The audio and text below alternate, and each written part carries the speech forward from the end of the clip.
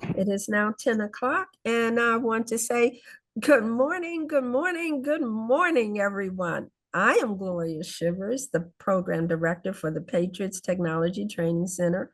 And as you can see, I am so excited. And as I look into the crowd, I see all of the eager faces, just excited as I am to get this program on. So first of all, I just want to say, I don't know if you're aware, but this is National Cybersecurity Month, and we have a great way to bring you information on cybersecurity careers. And at this time, I want to thank the sponsors who made this reading session possible. Dr. Palin, the author of Super Cybersecurity Grandma, Cyber Career Day at Your School, for donating your book. And also SA Tech, Timothy Adams, who's a great supporter and sponsor of ours. And last but not least, of course, Thurman Jones, the president of the Patriots, who, with his vision, pulled this together for us to enjoy this great event on Cyber Security Month. So now, most importantly, I want to thank all of you for being on the Zoom call. So before we introduce Dr. Palin, we're going to have a student roll call. And when I call your school, please give us a shout out as a warm welcome to Dr. Palin. Are you ready? Okay. So when I call your school, unmute your phone and let your kids do a shout out, okay? Here we go. Number one, Seat Pleasant Elementary School with a presence of 130 students. St. Anthony Catholic School. Yeah. Okay. St. Anthony Catholic School with a presence of 66 students. Oakland Elementary School with a presence of 75 students.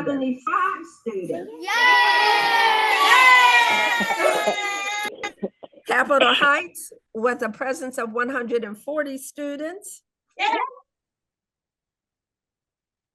Okay. William Hall Academy. Okay, there we go. With William Hall Academy with a presence of 161 students. Carmody Hills with a presence of 194 students. And of course, now we have Suitland Elementary with a total of 475 students. Wow, we have a lot of students on this Zoom call with us today. And as you can see, they're eager and ready. So now we're going to have Lucas Eskinder from St. Anthony's Catholic School tell us a little about Dr. Palin. Dr. Palin is the author of 6 books focused on cybersecurity, designed to educate readers about various career opportunities within the cybersecurity industry. She has 35 years of experience in information technology and is now a college professor at the University of Maryland. Today, Super Cybersecurity Grandma, Dr. Palin is going to read us from her book, Cybersecurity Day at School. Thank you, Lucas. Thank you. Well, it is now time for us to get started. Okay, Dr. Palin, now you have the floor. Thank you so much. This is so exciting. I hope everybody can hear me okay. Can I get a thumbs up? Yes, we hear you. Wonderful. This is so exciting to be able to reach so many of you to talk about cybersecurity. I have several books about different topics in the cybersecurity area, but today we're going to talk about being safe online and what it means, and that there's so many jobs out there that I want you to just kind of listen to. Some of the names may be foreign, but these are things that you might want to think about as you think about the career that you might want to have in the future. So let's get started. I'm going to start reading. I'm not sure if you can see this from the book that I think that you all should have at your school. So let me just share my screen and we'll get started. This is so exciting. Okay. All righty, let me just get into presentation mode. And hopefully you can see that. Yes. Great. So I'll be reading from the book. I might skip over some things, but you'll get the gist of what we're talking about when you think about careers in cybersecurity. So as I mentioned, Jason is a 12-year-old and is a very active child on the internet. And in some of the past episodes that we've had about phishing and ransomware and cyberbullying and the Internet of Things and privacy and identity theft, Super Cybersecurity Grandma has taught Jason so much about cybersecurity. Most of the time, though, he finds out the hard way. And he is growing in his understanding of the many, many issues about computers, the internet, and being safe in the digital world. Jason talks so much about his newly found cybersecurity knowledge and activities that his school has decided to ask Super Cybersecurity Grandma to host a Cyber Career Day in celebration of, as we heard, October National Cybersecurity Awareness Month, and to have their parents come to the school to share the kinds of jobs that they have in the field. This was a special day in that parents didn't present their usual careers that you might hear about. Super Cybersecurity Grandma asked that they come and talk about the jobs of the future. Jason's class was so amazed at how most of the parents' jobs have something to do with cybersecurity these days, and they didn't even know it. A quick definition about cybersecurity, just to give you a visual, it's just like when you're at home and you lock the doors to keep out strangers and bad guys. Cybersecurity, the field of cybersecurity, helps keep our computers and information safe. So let's start out. Sam's father was one of the first to do his show and tell about his job and how now cybersecurity is important to him. He works at a big bank downtown. At first, all he had to do was meet people at the bank, at the window as a bank teller, take care of that identification card and their bank business. But now, so many people never even walk into a bank. They use ATM machines and do online banking. So this has made his job change. He now has to care about something called identity theft, which Super CG taught Jason about in a previous episode. He also added that bank account numbers are being stolen online and how a hacker can take somebody's money from their bank account without ever meeting them or without even coming to a physical bank. His new job is now called a security analyst. This is where he stays on top of all of the activities that the bad guys participate in. I think you've heard of viruses that can enter your computer or your cell phone. You've heard of hacking, and he's the one that makes sure everyone's money is safe at the bank. I understand there's a student from Suitland Elementary School that is going to help me read my book today. Luca Tapolino, are you there? He's a young scholar, to take it away.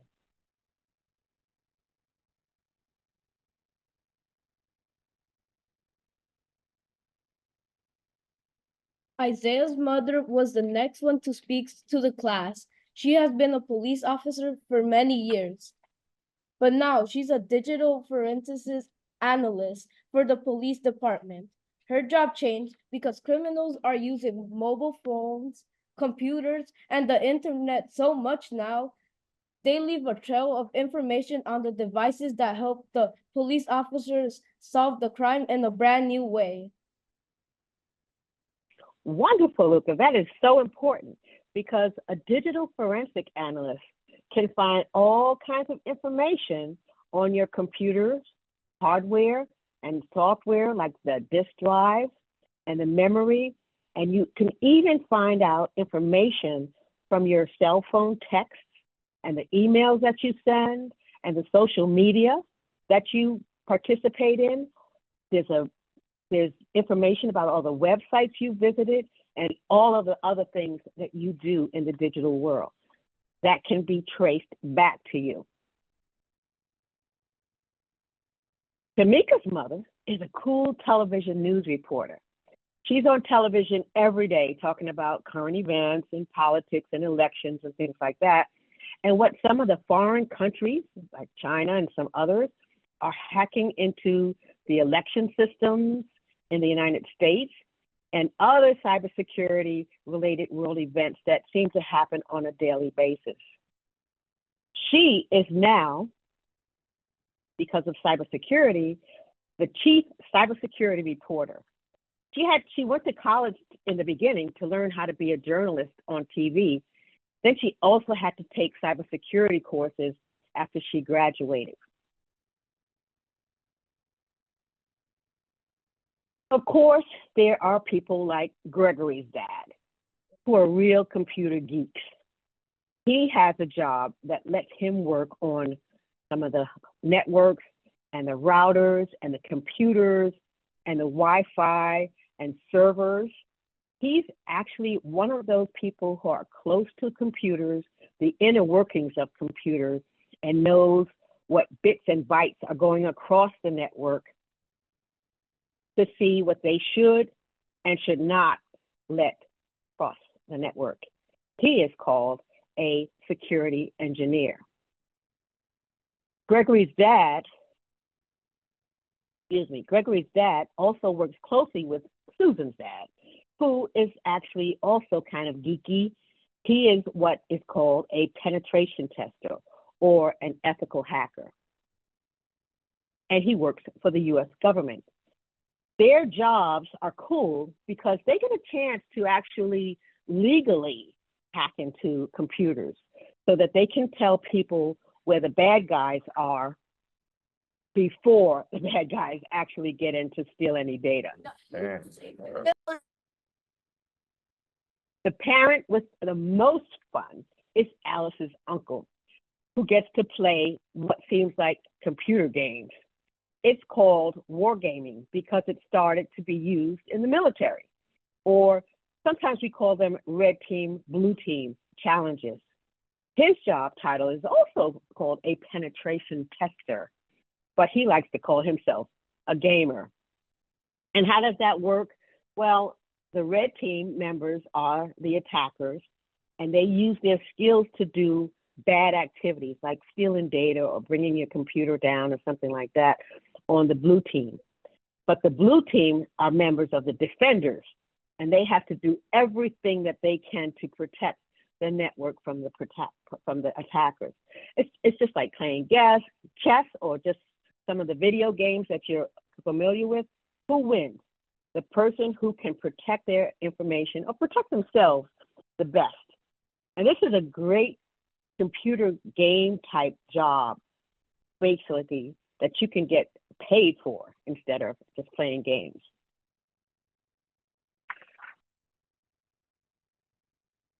And I believe I have another scholar from Oakland's elementary school, from Miss Demina's 4th grade class, to help me with talking about Jason's brother. The floor is yours. Jason's brother was so impressed with the game presenters that he decided to build his game. So he decided to build his own gaming desktop. He brought all of the parts needed and had a great time putting them together to make a screaming gaming PC. He didn't realize that in doing this, he was taking the first step toward the career of becoming a computer technician. Thank you so much. And this is important because these are things that you can do now.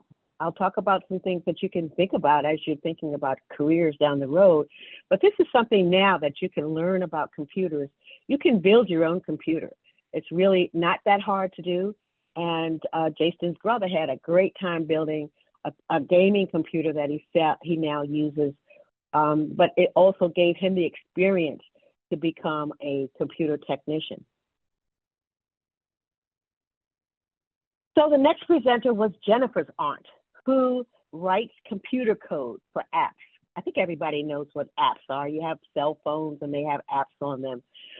She is called a software development analyst. She writes the actual programming code to make computers do what they are supposed to do.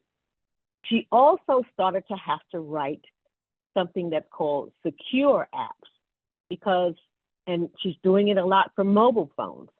Her job has become even more important now because of cybersecurity.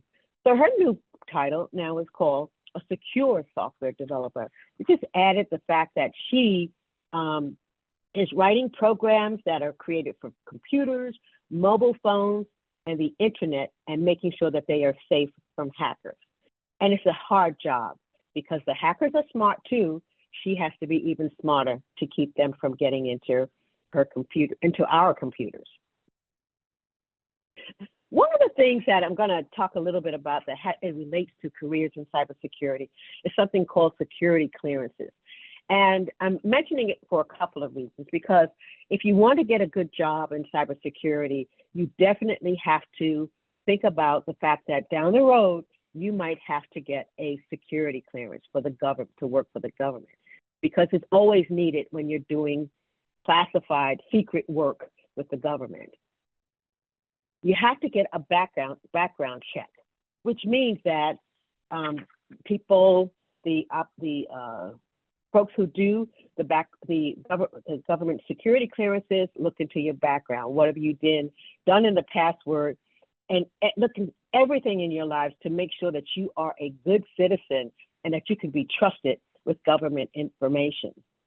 All of these jobs that I've talked about in this presentation usually need to have background checks.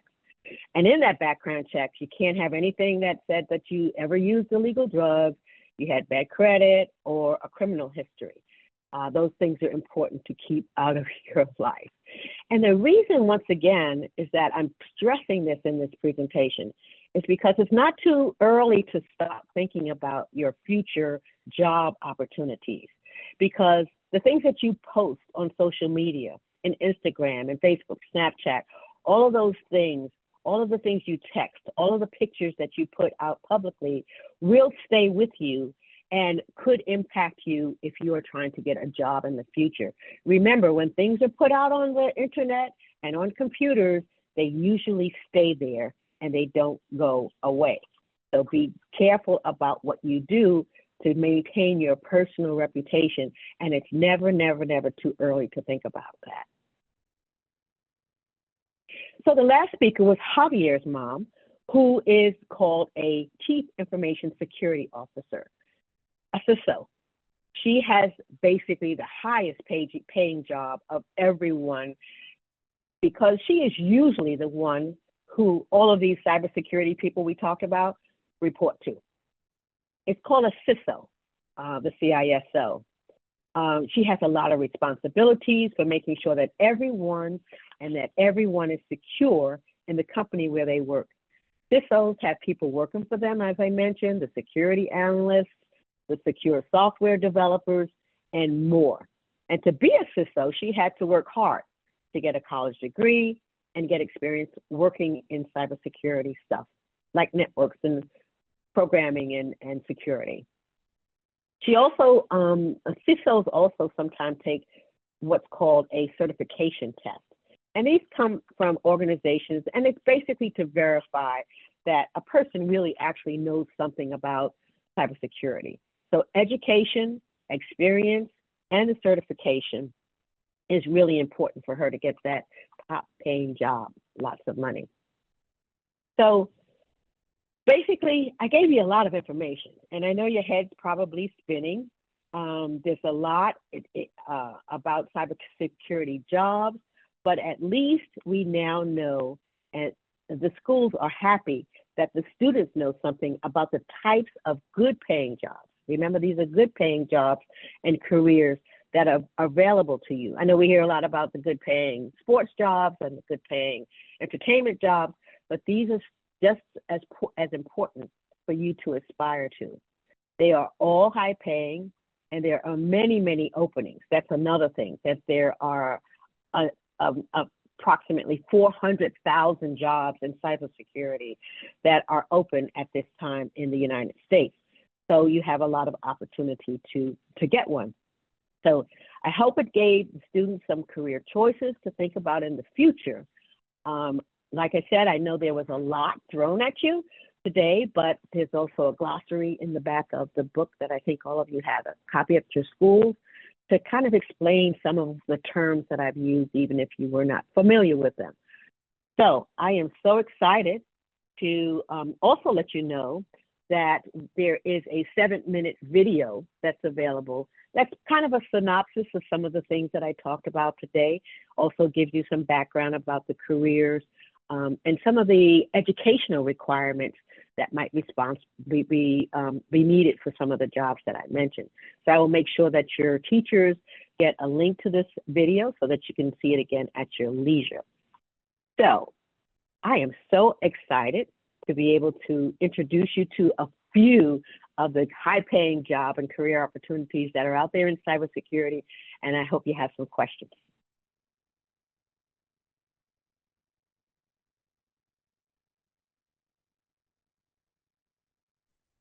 Okay, this is a time for questions and answers. Are there any questions? Dr. Palin is ready to assist you with anything that you want to know.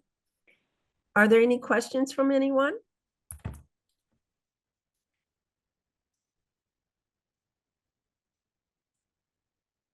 No questions?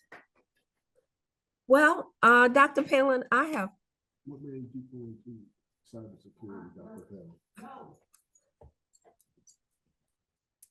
Okay, Dr. Palin, what made you go into cybersecurity?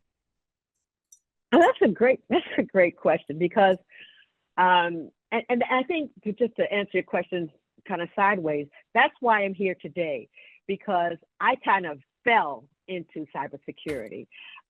We didn't have people come to us at our schools, talk to us about some of the jobs of the future. And I wish we had, because it gives you an opportunity to prepare yourself and think about things that you might want to do that you've never heard of before. But like I said, I hate to put it that way, but I started out wanting to be an accountant. And when I started working at the Washington Post newspaper. They were at the time looking for people who were interested in opportunities in computer programming and information technology. And that's basically how I got started. I took the opportunity where no one else was raising their hand to, take that leap to learn something new. I took that opportunity to jump into the technology field. And over the years, when I jumped into technology, cybersecurity wasn't even a word. But over the years, as people have moved more into the digital world with the use of computers and laptops and iPads and mainly cell phones and the vulnerabilities that come with all of that, I found that it was really important to be part of that community of people who are out there trying to train cyber warriors so that we can do better in the digital world and not be so vulnerable to the many, many hacking situations that are out there. So I do have a passion for making sure that we are prepared for this digital world now and in the future. The other thing about careers I mentioned, there are many, many job opportunities. The United States is hurting as far as filling the cybersecurity jobs, and I want to be in that position to make sure that we get the future generation, all of you guys out there, ready to meet the opportunities. Okay. I believe that there's someone that has their hand raised. Would you like to ask Dr. Palin a question? Well, Louder. is that all we can do to keep our cell phones and our computers safe? There's a lot. As I mentioned, we talked a little bit today about careers, but there are very specific topics that we need to talk about, like phishing. Phishing is where somebody can send you an email playing like they're someone else, asking you for personal information or your account information and things like that. That's something we also need to learn about. There are ways that we can identify that and keep ourselves safe. There's the whole issue of privacy and making sure that our information is kept secure. There's a lot of different topics in the cybersecurity arena. I actually have some posters and things that I could send to your schools that you could put around to give everybody ideas about how to keep their personal information, their computers, their laptops, and even the devices at home that you have that are connected to the internet. Some refrigerators are connected to the internet. The things in your home, your security systems in your home, all of those things need to be secure. And there's ways to do that. I think you probably heard about how important strong passwords are. There are a whole host of things that I would be glad to get information to your school about, that you can start thinking about keeping yourself secure, and also engaging your parents to let them know how they need to keep themselves secure also. Well, Dr. Palin, I have a question for you. What is the most important things you want us to remember today? Well, I think I said earlier, the fact that some of this may be foreign to many of the students, but the main thing I want you to understand that there's a career out there in cybersecurity. It doesn't mean that you have to be, the geeky type who likes to play with the bits and bytes of a computer, because that's not the only side of cybersecurity. There's a side of cybersecurity that is needed for, we need people who are in the healthcare field, who are in the finance field, who are in the business field, who also need to know something about cybersecurity. So don't think it's all about the geeky computer networking wireless side, even though that's very important. It's broader than that. So don't discount cybersecurity because you think it's too technical. The other thing that's very important that I wanted to bring out, and that whole conversation I had about security clearances. A lot of people are getting, I meet a lot of teenagers who are in high school, they want to get into college, they want to get jobs, they want to get security clearances, and they have things in their social media that's going to keep them from getting what they want. They didn't realize that something they posted in social media 5 years ago, or a picture that they put up, or a text that they sent. You have to realize that when backgrounds are checked, people are checking into things that you do in social media. And I want you to be sure that you are aware of what type of personal reputation you are building for yourself in that area. That's very, very important. Well, Good morning. Hello. Oh, yes, this is Ms. Pearson from Seat Pleasant. We had one question. Okay. With technology changing so fast and the criminals being so sneaky, how do you stay ahead of the things instead of being reactive? How are you staying proactive and keeping us safe? Well, that's another very good question, is because that's why we are recruiting white hat hackers. The white hat hackers are the ones that do a lot of the things that the bad guys do, but they're staying up in front of them. They're going into companies and organizations and institutions to look at their systems to let them know what vulnerabilities they might have. So as I mentioned, it is a fight for us the good guys to stay ahead of the bad guys. And that's why we need so many of your students to be interested in the field and to be interested in making sure that our digital world stays safe. It is a struggle because the bad guys we have to stay one step ahead of the bad guys, and that's not easy to do. Well, Dr. Palin, that was a fascinating and informational book. I'm sure we have all learned something new today. And we're hoping that the students have learned something about cybersecurity and its many careers. Thank you, Dr. Palin, for your dedication and cybersecurity, especially for the children. And we are hoping that some of the students will be motivated and make a cybersecurity their career. Okay, are there any more questions? We are just about at the end of our program.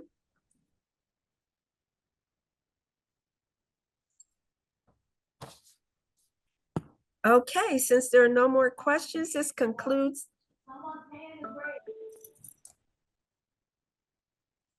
Thank you so much. I really appreciate your invitation. Oh, wait a and look minute, hold forward to on one. talking to you more. We have a question over here. Okay. Go to. My name is Abdullah. My school is Oakland. Do you have any more books? I do have more books, and I would be glad to share them with the school. Not only the more books about this particular one that we read today, but I do want you to start to think about reading the other 5 episodes, because they're important things for you to learn about what cybersecurity is really all about. And it'll also even give you more ideas about things you might want to do in the future with your career. I think if you get in touch with Patriots, we can make that happen. Thank you. Okay, we have another question.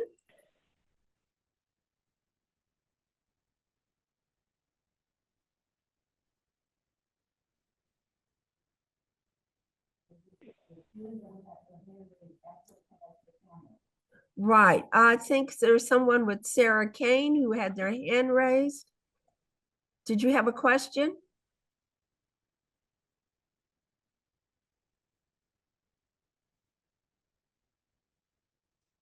Okay, I don't see any other hands raised. This is your chance if you have a question for Dr. Palin before we end our program for today.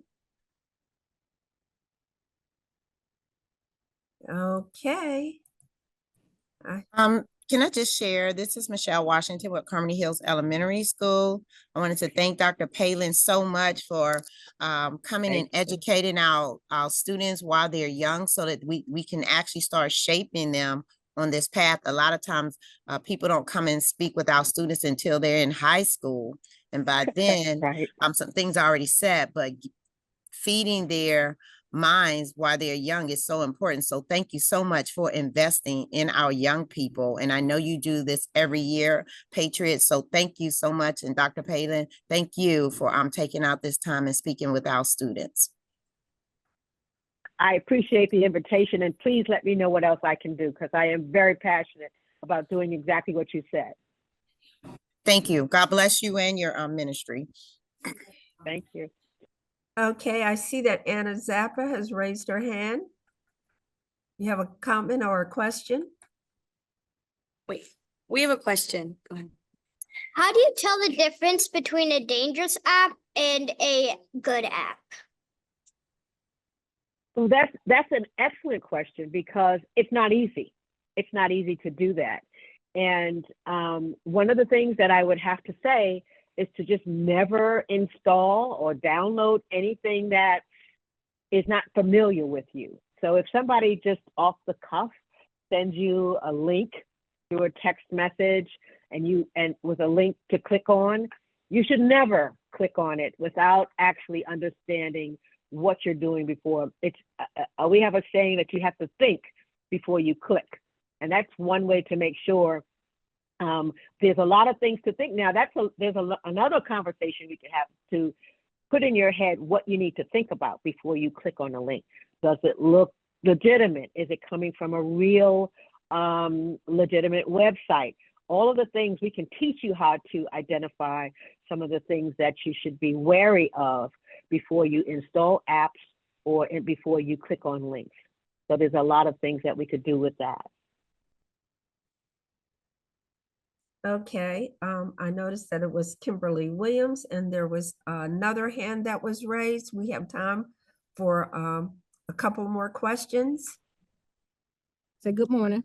Good morning. Willis Abbott Pleasant Elementary School. My name is Emmanuel, and I have a question. Okay, go What ahead. what if we drink 4 cups of water, how much how much noise do we need to read? Is this the end of the video? He's breaking up a bit. I can't understand the question. Would you repeat your question, please? Is this the end of the video? Yes, we are just about at the end of the video. Did you have a question that you wanted to ask Dr. Palin? Oh, we can't hear you. Are you, do you have a question? Can you hear me? Oh.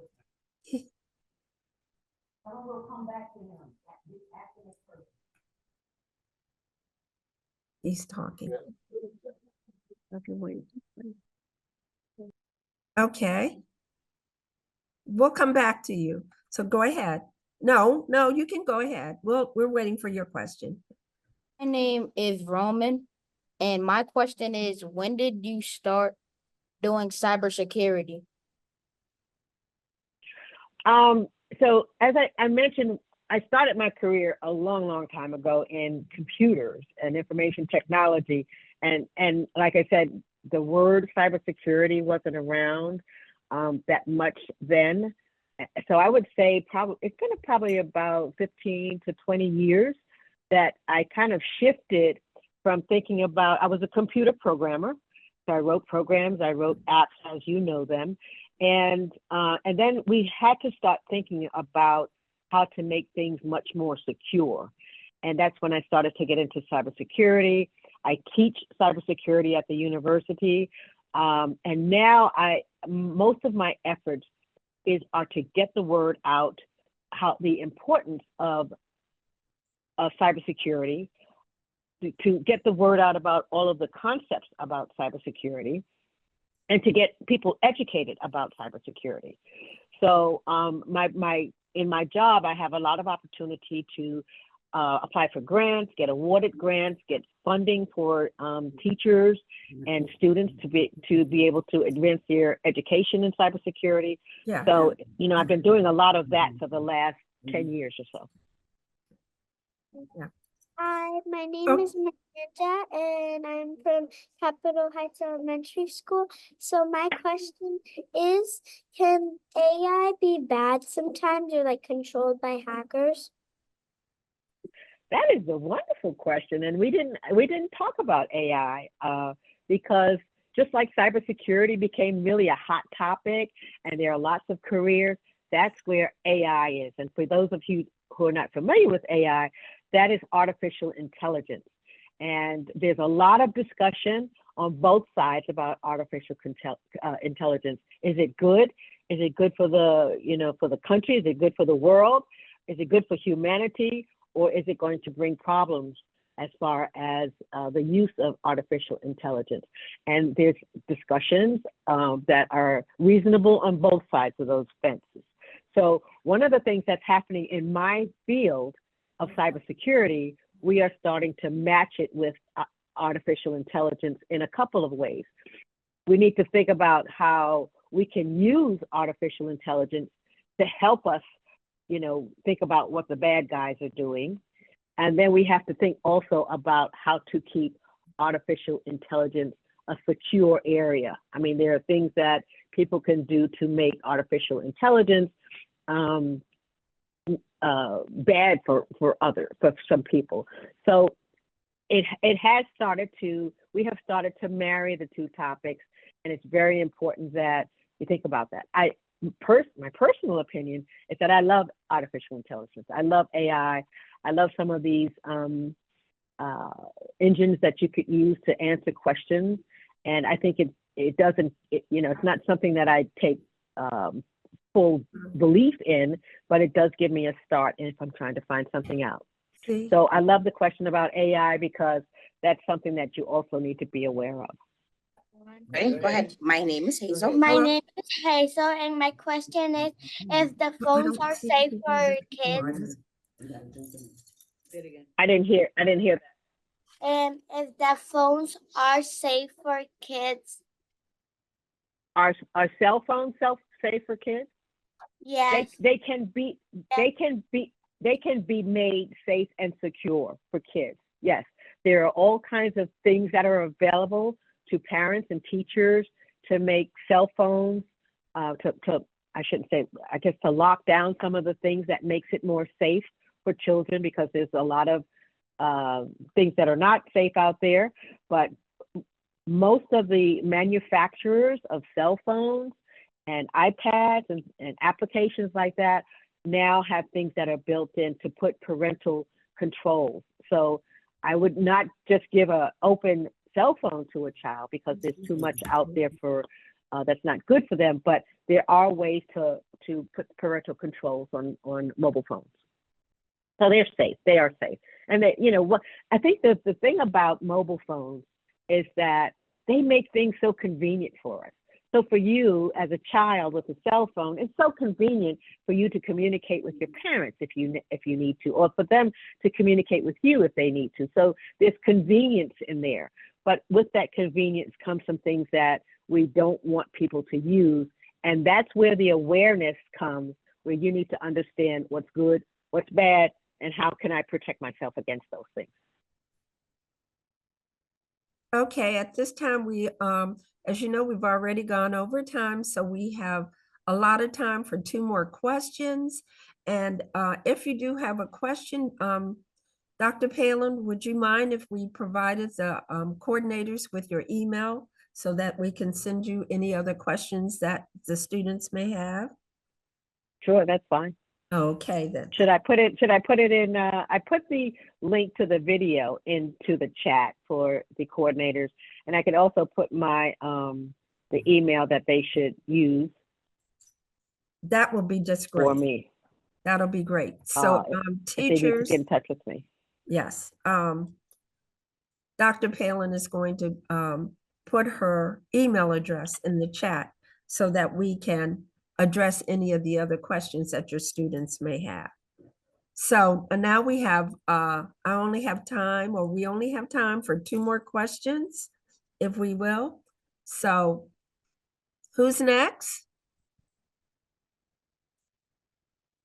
Are there any other questions?